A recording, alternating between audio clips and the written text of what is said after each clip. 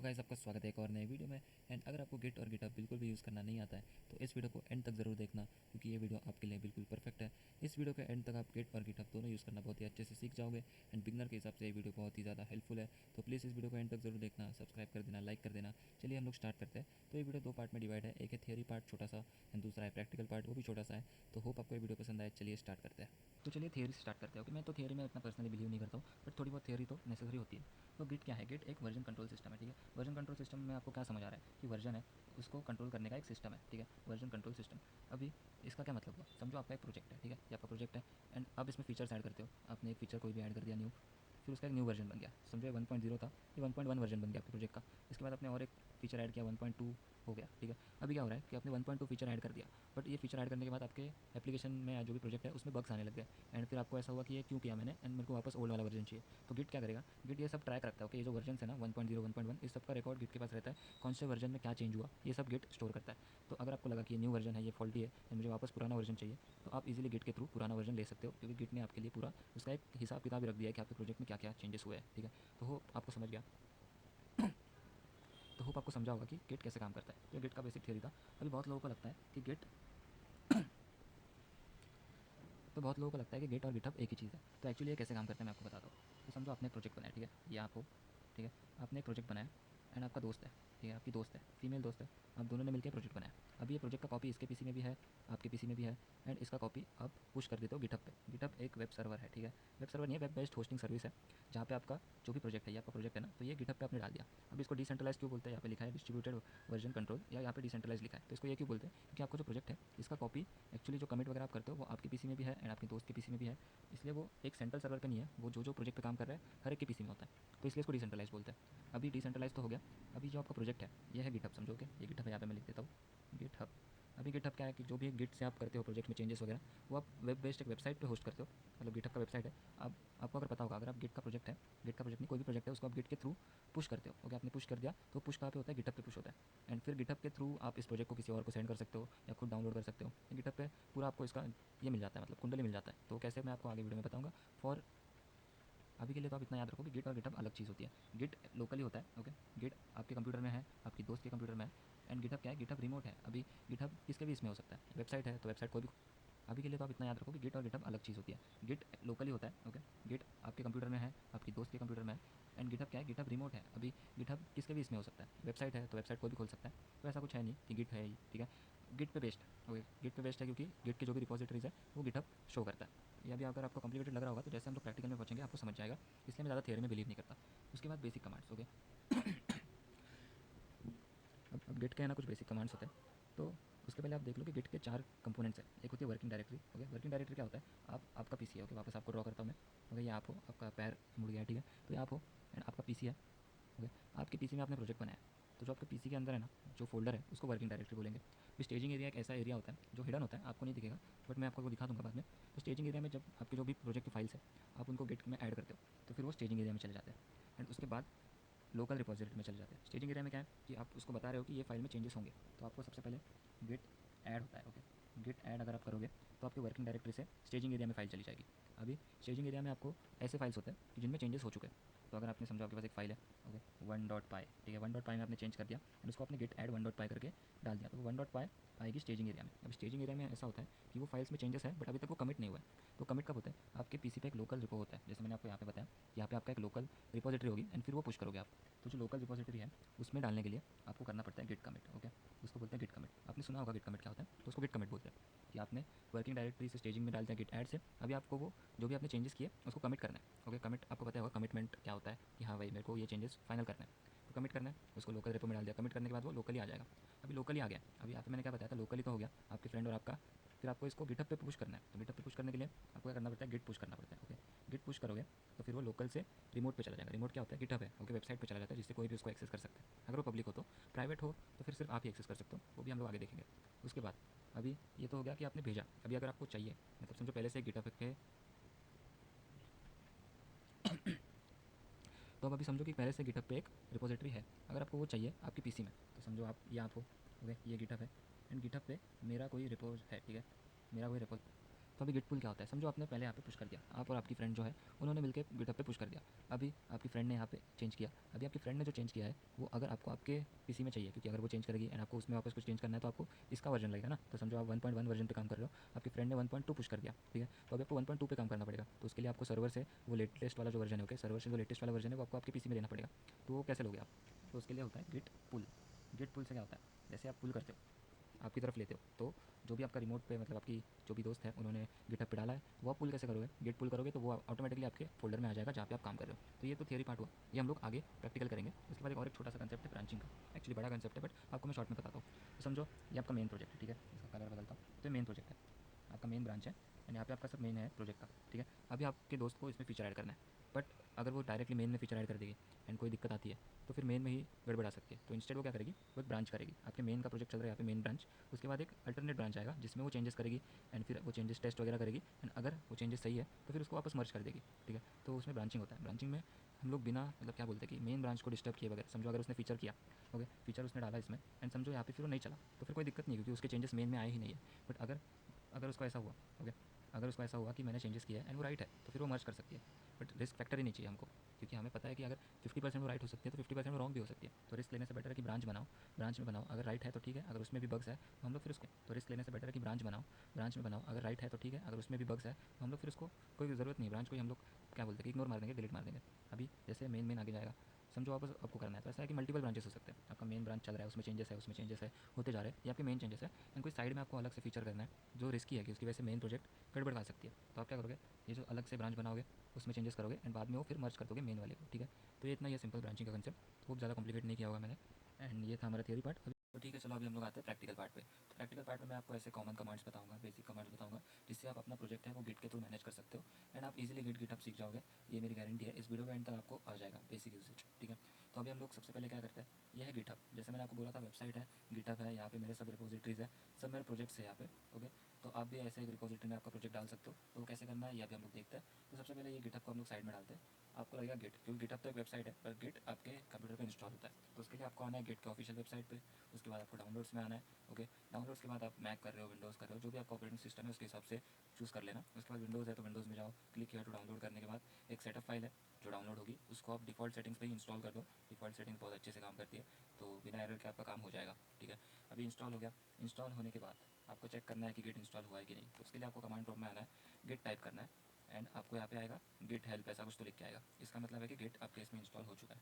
And अगर ऐसा है कि गिट एक अननोन कमांड है, ऐसा वैसा कि हम इन शॉर्ट वो बोले कि मुझे पता नहीं गिट क्या है, तो उसका मतलब है कि गिट इंस्टॉल नहीं हुआ है, तो पीसी रिस्टार्ट वगैरह मार के देख लो अच्छे से। तो अभी मैंने क्या किया, एक सिंपल सा 3 फाइल का एक पाइथन प्रोजेक्ट है, एकदम बेसिक सा प्रोजेक्ट, के नाम पे कुछ भी नहीं है, सिर्फ 3 फंक्शंस है एंड इसका कोई भी यूज़ नहीं है, ओके। बट अभी इसको हम लोग गिट टेस्ट करने के लिए यूज़ करने वाले हैं। तो इस पर हम लोग सारे कमांड से हमारे प्रैक्टिस करेंगे एंड मैं आपको इसके थ्रू सिखाऊंगा। तो सबसे पहले अभी गिट इंस्टॉल हो चुका है। तो मैंने आपको बताया था कि आपके कंप्यूटर पे एक लोकल रिपोजिटरी बनती है एंड वही लोकल रिपोजिटरी बाद में आप पुश कर सकते हो। तो स्टेप 1 में हम क्या करेंगे, आपके कंप्यूटर पे एक लोकल रिपो कैसे बनता है वो मैं आपको बताता हूँ। तो वो करने से पहले आपको एक छोटा सा सेटअप करना पड़ता है, वो है git config dash dash global user dot name, okay. इसके बाद आपको आपका गिटहब का यूज़र नेम यहाँ पे डालना है जो भी है। अभी मैंने मेरा ऑलरेडी सेट कर दिया, तो आपको ऐसे यूज़र नेम डाल के ऐसा कमांड एंटर कर देना है। अभी चेक कैसे करना है कि सेट हुआ है कि नहीं, बस आगे का यूज़र नेम हटा के एंटर कर दो, तो आप देख सकते हो कि यहाँ पे आपका जो यूज़र नेम है वो लिख के आ जाएगा। सेम आपको ईमेल के लिए करना है, ईमेल के लिए बस यूज़र डॉट नेम की जगह पे यूज़र डॉट ईमेल करोगे तो ईमेल आपको यहाँ पे दिख जाएगा। जैसे मेरा ईमेल आ गया, आपको सेट करना है तो सेट करने के लिए सेम है, इसके आगे आप ईमेल टाइप कर दो आपका जो भी है एंड एंटर कर दो तो वो सेट हो जाएगा। तो अभी हमारा गेट है वो कॉन्फ़िगर हो चुका है। अभी हमें इसको इनिशियलाइज़ करना है। मैंने आपको बताया था कि एक लोकल रिपोजिटरी बनती है आपके कंप्यूटर पे एंड वो लोकल रिपोजिटरी आपके प्रोजेक्ट के फोल्डर में ही बनती है। तो उसको कैसे बनाते हैं, एक कमांड है गिट इनिट करके, इसको आपको आपके प्रोजेक्ट के फोल्डर में रन करना है। उसके बाद वो एक इनिशियलाइज़ कर देगा एम्प्टी गिट रिपोजिटरी, जो आपके लोकली आपके पीसी पे है, या फिर गिटहब पे नहीं जाएगा, या फिर पीसी पे रहेगा।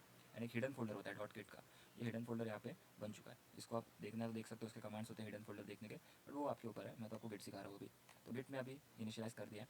इसके बाद इनिशियलाइज़ होने के बाद आपका रिपोजिटरी तैयार है। अभी क्या करना है, आपको जो भी आपके फाइल्स है, यहाँ पे यू लिख के आ रहा है, यू का मतलब है कि अनट्रैक्ड, ये फाइल्स अभी ट्रैक नहीं हो रहे हैं, तो इनको ट्रैक करने के लिए मुझे इनको ऐड करना पड़ेगा। तो मैंने आपको थियरी पार्ट में बताया था कि गिट ऐड करते हैं, तो उसके लिए क्या करना पड़ता है, गिट ऐड और डॉट, डॉट का मतलब है कि जितने भी फाइल्स है सब ऐड कर दो एंड डॉट की जगह पे अगर मैं यहाँ पे फाइल का नाम दूँ तो फिर वो इंडिविजुअल फाइल ऐड हो जाएगी। अभी मुझे सब फाइल करना है तो मैं ऐड डॉट करूँगा।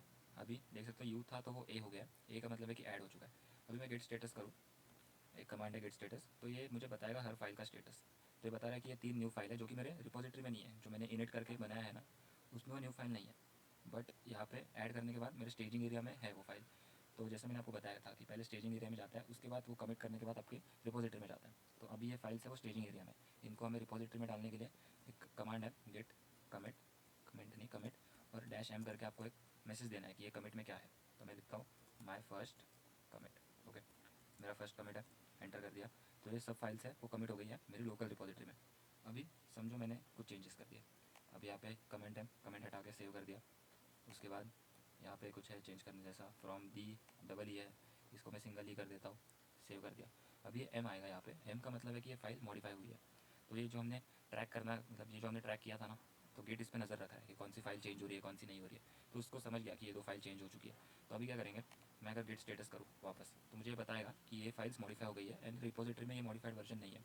तो अभी मेरे जो ये चेंजेस है ये मुझे पुश करने रिपोजिटरी में, पुश नहीं बोल सकते, कमिट करना है। बट वापस अभी ये कमिट करने से पहले मैंने क्या बोला था आपको, स्टेजिंग एरिया में डालना पड़ता है। तो क्या करूँगा, गेट ऐड डॉट, इससे वो स्टेजिंग एरिया में चले जाएंगे। इसके बाद मैं गेट स्टेटस करूँगा तो ये मॉडिफाइड है, ग्रीन आ गया है। अगर मैं इसके पहले करता तो वो रेड आता, रेड का मतलब है कि उसको मैंने ऐड नहीं किया। अभी क्या करेंगे, इसको कमिट कर देंगे। तो गेट कमिट डैश एम, और क्या रिमूव्ड कमेंट, ये कुछ भी आप दे सकते हो कि आपने क्या चेंजेस किए। एंटर कर दूँगा तो ये भी चेंजेस मेरे इसमें चले गए। अभी वो ऐड नहीं किया तो क्या होता है वो मैं आपको बताता हूँ। जैसे यहाँ पे ये है फ्रॉम द, मैं कुछ भी चेंज कर सकता हूँ बट कोई एरर ना आए इसलिए मैं सिर्फ स्ट्रिंग चेंज कर रहा हूँ, क्योंकि कोड से हमें मतलब नहीं है। अब तो अभी फाइल मॉडिफाई हो गई है। अभी अगर मैं डायरेक्ट कमिट करूँ, पहले तो स्टेटस बताता हूँ, तो स्टेटस में देख सकते हो कि रेड आ रहा है। रेड का मतलब है कि इसको मैंने स्टेजिंग एरिया में नहीं डाला है, तो ये रेड आएगा। और कमिट करूँगा तो कमिट नहीं होगा, बट 2 कमांड की जगह आप एक कमांड कर सकते हो। तो एक कमांड कैसे, गेट कमिट डैश ए, वो ऐड भी कर देगा, एंड डैश एम वर्जन 2.2 ऐसा कुछ तो लिख के मैं इसको ये कर देता हूँ। देख सकते हो कि मेरा जो वो है ऐड भी हो गया एक ही कमांड में, एंड वो मेरे रिपोजिटरी में चला भी गया लोकल वाले। अभी मैं गेट लॉग करूँगा, एक और एक कमांड है गेट लॉग। इससे क्या होता है, अगर ऐसा कुछ आ जाएगा CLI इंटरफेस, एंटर एंटर करूँगा तो ये मुझे डेटा देगा, मतलब स्क्रॉल होता है। अभी स्क्रॉल में जितने भी मैंने कमिट्स किए हैं, वो जितने भी कमिट्स किए हैं वो सब यहाँ पे दिखे। जैसे यहाँ पे फर्स्ट कमिट है, उसके ऊपर ये मैंने मैसेज खुद लिखा था ना फर्स्ट कमिट। अभी इतने सारे फर्स्ट कमेंट दिखा रहा है, हाँ ये देखो रिमूव कमेंट, मैंने कमेंट रिमूव किया वो दिखाया, एंड अभी वर्जन 2.2, तो ये लेटेस्ट वाला दिखाया। अभी यहाँ पे मुझे कमांड डालने को कुछ नहीं आएगा, तो मुझे एग्जिट करना है, तो सिंपली क्यू दबाना है। क्यू दबाने के बाद एग्जिट हो जाएगा, फिर मैं क्लियर कर सकता हूँ स्क्रीन को। तो अब तक हमने क्या देखा, गेट इनिट देखा, स्टेटस देख लिया, ऐड कैसे करते हैं, फिर कमिट कैसे करते हैं। अभी ये हो गया, ये तो सब हमारे लोकल हमारे कंप्यूटर पे हो रहा है। बट अगर ये मुझे मेरे गिटहब पे डालना है, ओके, मेरा जो गिटहब है मुझे यहाँ पे डालना है, तो वो कैसे करना है। तो वो करने से पहले आपको गिटहब को एक सेट कॉन्फ़िग करना पड़ता है, गिटहब को एक सेटअप करना पड़ता है। तो उसके लिए आपको SSH की लगता है जो आपके कंप्यूटर का होगा। वो क्यों लगता है, क्योंकि एक मिनट पहले हम सेटिंग्स में जाते हैं। सेटिंग्स में जाने के बाद SSH और ये GPG कीज़ है उस पर आना है। उसके बाद ये मेरे डेस्कटॉप का की है, ये मेरे लैपटॉप का की मैंने इसमें नहीं डाला है, मेरे पास 2 कंप्यूटर है। तो अभी इसका मतलब क्या है कि मैं अगर मैंने की डाल दिया ना, तो मैं उस कंप्यूटर से गिटहब पे कभी भी कुछ भी पुश कर सकता हूँ। ये एक टाइप का ऑथराइजेशन है, ऑथेंटिकेशन है कि भाई ये कंप्यूटर से कुछ आए तो उसको एक्सेप्ट करना, नहीं तो फिर कोई भी मेरे इस पर पुश करेगा ऐसे थोड़ी चलेगा। मेरे कंप्यूटर से ही पुश होना चाहिए, उसके लिए की ऐड करना पड़ता है। अब ये कुछ कमांड्स हैं, ये आपको यूज़ करने पड़ेंगे। तो सबसे पहले ये 4 कमांड्स हम यूज़ करेंगे, ये मैं डिस्क्रिप्शन में दे दूँगा, तो डिस्क्रिप्शन चेक कर लेना। तो सबसे पहले आपको ओपन करना है गेट बैश। गेट बैश में ओपन कर लूँगा। गेट बैश के अंदर ये ऑटोमेटिक इंस्टॉल हो जाता है, जब आप गेट इंस्टॉल करते हो तो ये इंस्टॉल हो जाएगा। उसके बाद ये कमांड है, इसको कॉपी करना है, Ctrl+C से मैं यहाँ पे कॉपी करूँगा। यहाँ पे आपका मेल डाल देना, ओके, यहाँ पे आपका मेल आएगा, यहाँ पे मेरा मेल है बट यहाँ पे आपका आ जाएगा। इसके बाद गेट बैश में Ctrl+V से पेस्ट नहीं होता, आपको करना है Ctrl+Shift+Insert, उससे वो पेस्ट होगा। एंटर कर दूँगा तो एक जनरेट करेगा। यहाँ पे आपको पूछेगा enter file in which to save the key, by default उसका एक होता है, तो अब डिफ़ॉल्ट ही रहने दो, वही बेस्ट है। एंटर कर दो, ओवरराइट कर दूँगा क्योंकि मैंने पहले इसके एक बार किया था, ये आपके लिए मैंने हटा दिया था। तो यहाँ पे आपको ये नहीं पूछेगा, ये सर मुझे पूछ रहा है। उसके बाद आपको पास फ्रेज पूछेगा, उसको भी मैं एंटर करता हूँ। मतलब एंटर कुछ भी कर सकते हो आप, बट ब्लैंक ही रखो, मैं तो बोलता हूँ अगर आप बिगनर हो तो ब्लैंक ही रखो। उसके बाद इसको भी एंटर करता हूँ, तो मेरी की है वो जनरेट हो गई है। 2 कीज़ जनरेट होते हैं, एक पब्लिक की एक प्राइवेट की। तो आपकी प्राइवेट की किसको बतानी नहीं होती है, आपकी पब्लिक की है वो आपको गिटहब पे डालनी है। तो वो कैसे डालनी है मैं आपको बताता हूँ। उससे पहले जो की जनरेट हुई है उसको हमें SSH एजेंट को देना पड़ता है, मतलब उसमें ऐड करना पड़ता है। सबसे पहले हम लोग देखेंगे कि हमारा एजेंट एक्टिव है कि नहीं। तो उसके लिए ये सेकंड कमांड है, इसको भी मैं यहाँ पे पेस्ट कर देता हूँ। पेस्ट करके एंटर कर दिया तो एजेंट का जो प्रोसेस आईडी है वो मुझे दिख गया, इसका मतलब कि एजेंट एक्टिव है। इसके बाद हमें SSH ऐड करनी है एजेंट के अंदर, इसको कॉपी करूँगा एंड उसके बाद यहाँ पे ये वाली कमांड डालते हैं। अरे यार ये लेनोवो का शॉर्टकट डाल दिया मैंने, तो यहाँ पे डालते हैं। ये डालने के बाद मैंने एंटर किया तो आइडेंटिटी ऐड है, मतलब मेरा की ऐड हो गया। इसके बाद जो क्लिप है इससे क्या होगा, आपके क्लिपबोर्ड पे कॉपी हो जाएगा, जो हमें एक्चुअली चाहिए वो कॉपी हो जाएगा पब्लिक की। तो ये कमांड एज इट इज़ डाल देना। ये आपकी फ़ाइल का नेम है, अगर इसमें कुछ एरर आए तो आपने जो फाइल का नाम बताया वो यहाँ पे और यहाँ पे चेंज कर देना। ओके, अभी इसको मैं कॉपी करूँगा एंड यहाँ पे पेस्ट कर दूँगा। अभी मेरे इसका कुछ आउटपुट नहीं आएगा, बट ये मेरे क्लिपबोर्ड पे कॉपी हो गया, मतलब जो अपना विंडोज़ का होता है ना क्लिपबोर्ड की कॉपी करने पे। अभी मैं कहीं पर भी पेस्ट करूँगा तो मेरा पब्लिक की आ जाएगा। तो मैं आपको दिखाता हूँ कैसे। अभी आपको यहाँ पे आना है न्यू SSH की पे, उसके बाद टाइटल में देता हूँ कि मेरा लैपटॉप है तो लैपटॉप, एंड उसके बाद यहाँ पे कंट्रोल V कर देना है। तो यहाँ पे देख सकते हो मेरा की आ गया, इसको मैं सेव कर दूँगा। सॉरी ये से नहीं, यहाँ से ऐड SSH की करके सेव करना है। पासवर्ड पूछेगा, पासवर्ड डाल देना है। तो पासवर्ड डालने के बाद आपका की यहाँ पे आ जाएगा। अब ये पब्लिक की है तो ये कोई देख ले तो कोई फ़र्क नहीं पड़ता, आपका प्राइवेट की कोई नहीं देखना चाहिए। इसके बाद आपका कॉन्फ़िग हो गया, वापस हम लोग आते हैं हमारे रिपोजिटरी वाले पेज पे। कहाँ पे गया, यहाँ पे। ओके, अभी मुझे क्या करना है, रिपोजिटरीज में आना है एंड उसके बाद न्यू रिपोजिटरी पे क्लिक करना है। न्यू करने के बाद कुछ भी आप नाम दे दो, मैं इसको डेमो नाम देता हूँ। डिस्क्रिप्शन कुछ होगा तो दे देना। इसको फिलहाल प्राइवेट रखता हूँ क्योंकि इसका कोई काम नहीं है, तो इसको पब्लिक क्यों रखूँ मैं। आपको पब्लिक रखना है तो कोई भी उसको एक्सेस कर सकता है आपकी प्रोफाइल पे जाके। उसके बाद ये सब फिलहाल आप ऐसे ही रहने दो एंड क्रिएट रिपोजिटरी कर दो। क्रिएट करने के बाद आपका रिपोजिटरी बन जाएगा। अभी यहाँ पे गिट हब ने हमको पहले से 3 कमांड दिए। ओके, ये तीनों command as it is copy करना है। ये कमांड क्या करते हैं मैं आपको बताता हूँ। ये गेट रिमोट ऐड ओरिजिन करेगा। ये जो आपका गिटहब का अभी रिपोजिटरी बना है उसका ओरिजिन वो आपके प्रोजेक्ट के डायरेक्टरी में डाल देगा। उसके बाद ब्रांच सेट कर देगा, जो भी ब्रांच है मेन ब्रांच, इसका आप नाम कुछ भी दे सकते हो। ओरिजिन की जगह पे भी आप कुछ भी नाम दे सकते हो, बट डिफ़ॉल्ट ओरिजिन होता है। उसके बाद आपको फर्स्ट टाइम जब आप पुश करते हो तो आपको git push dash u origin main ये करना पड़ता है। ओके, उसके बाद आपको फर्स्ट टाइम ये करना पड़ता है। उसके बाद आपको जब जब पुश करना है तो आपको सिर्फ गेट पुश करना है। तो आपको क्या करना है, ये तीनों कॉपी कर लेना है एंड आपके वर्किंग डायरेक्टरी में जाके पेस्ट करके एंटर कर दो। एंटर करोगे तो ये थोड़ा बहुत लोड होगा। उसके बाद देख सकते हो कि ये सब अपलोड हो गया, यहाँ पे 100% लिख के आ गया, डन लिख के आ गया। तो आपको अभी गिटहब पे जाना है, आपका रिपोजिटरी बस आप रिफ्रेश कर दो, आपके सब कोड फाइल्स है वो यहाँ पे आ जाएंगे। तो देख सकते हो आपके चेंजेस यहाँ पे आ गए। यहाँ पे आप 3 कमेंट्स दिख रहे हैं, इस पर क्लिक करोगे तो आपको आपका लॉग दिखेगा कि कौन से इसमें क्या फाइल चेंज हुई है। इस पर अगर मैं क्लिक करूँगा, यहाँ पे आ गया एरोस पे, तो मुझे बताएगा कि वो वाले वर्जन में फ़ाइल कैसी थी। ओके, अभी मैं फ़िलहाल बैक आता हूँ होम अपने कोड इस पर, एंड यहाँ पे देख सकते हो कि कब मैंने कौन सी फ़ाइल कमिट की थी एंड उसका लास्ट मैसेज क्या था कमिट करने का। ये हो गया। अभी क्या है कि समझो मैंने एक नई फ़ाइल बनाई। ओके, नई फ़ाइल ऐसे नहीं कि मैं फॉर एग्ज़ाम्पल जो मैंने आपको यहाँ पे बताया था, ये बाइनरी सर्च वाला वीडियो आने वाला है, सब्सक्राइब कर देना। तो यहाँ पे ये आपकी फ्रेंड थी, ये आप थे, एंड मैंने क्या बोला था कि आपने कुछ पुश कर दिया, आपकी फ्रेंड ने भी सेम इसमें पुश कर दिया।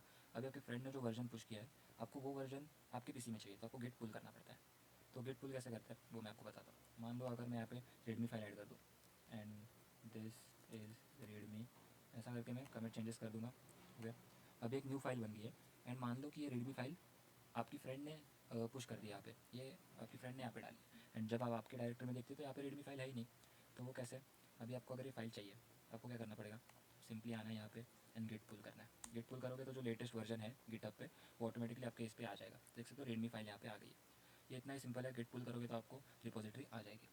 अभी और एक इंपॉर्टेंट चीज़, जब आप API कीज़ वगैरह के साथ काम करते हो तो अगर आपने गलती से API की गिटहब पे पुश कर दी तो कोई भी वो देख सकता है। अगर आपकी API की लीक हो गई एंड कोई उसको यूज़ कर रहा है तो उसका बिलिंग चार्ज आपको आएगा एंड आपके नाम पे कोई तो और आपके पैसे से कोई और API यूज़ कर लेगा। तो वो नहीं होना चाहिए। उसके लिए क्या करता है, समझो आपकी जो भी API की है, एक .env नाम का फाइल बनाओ, उसमें आपकी API कीज़ एज वेरिएबल डाल दो। ठीक है, API की कुछ भी है मेरा, ये मेरा API की है समझो। अभी ये पुश नहीं होना चाहिए, इसके लिए हमें एक क्या बोलते हैं, थोड़ा एक जुगाड़ करना पड़ता है। तो एक गेट इग्नोर करके एक फ़ाइल बना लो, गेट इग्नोर। अभी ये गेट इग्नोर फाइल का काम क्या है कि ये इसके अंदर जो जो फाइल का नाम है ये उस फाइल को इग्नोर कर देगा। जब भी पुश करना है ये उस फाइल को पुश ही नहीं करेगा। तो यहाँ पे .env लिख देता हूँ।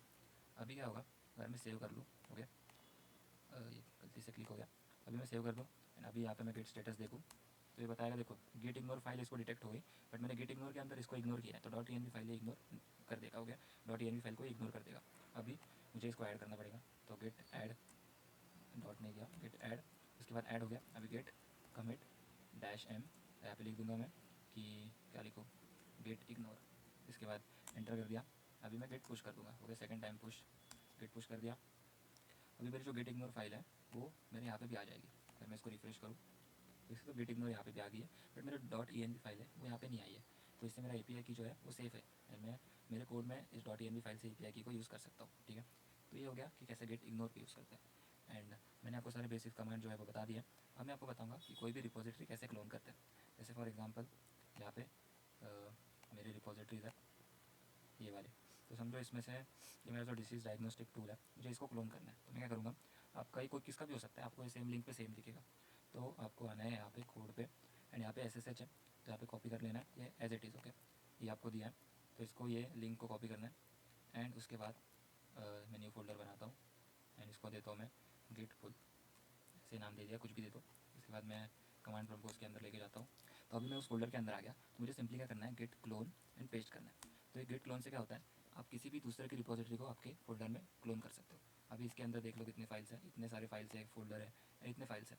एंड अभी मेरे इस गेट पुल वाले फोल्डर में देख सकते हो एज इट इज़ वो क्लोन हो गया। तो किसी और का गिटहब प्रोजेक्ट कैसे क्लोन करते हैं ये भी मैंने आपको बता दिया। तो हमने क्या क्या देखा, गिट ऐड देखा, इनिट देखा, ऐड देखा, कमिट देखा, स्टेटस देखा, गिट लॉग देखा, फिर देखा कि कैसे गिट अभी देखा इग्नोर कर सकते हैं, फिर गिट क्लोन कैसे कर सकते हैं, फिर मैंने एक ही कमांड में गिट ऐड और गिट कमिट कैसे करते हैं। तो ये सब बेसिक चीज़ें। एंड होप आपको समझ गया कि कैसे आप आपके प्रोजेक्ट को गिट के थ्रू मैनेज कर सकते हो। एंड अगर आपको वीडियो पसंद आया तो चैनल को सब्सक्राइब जरूर कर देना। एंड ये चैनल पे ऐसा ही सब होता है, जितना नेसेसरी है उतना ही मैं बताऊंगा। एक्स्ट्रा चीज़ें जो है जिसकी आपको सिखाने की ज़रूरत नहीं है, जो आप खुद सीख सकते हो, वो मैं इस पर नहीं बताता। तो बेसिक चीज़ें, यही मेरा एम है कि बिगनर्स को ज़्यादा से ज़्यादा मैं सिखा पाऊँ, इसलिए इस चैनल को सब्सक्राइब जरूर कर देना। चलो इस वीडियो में इतना ही, बाय बाय। इंस्टाग्राम पेज भी है वैसे तो, वहाँ पर भी फॉलो कर देना। चलो बाय बाय।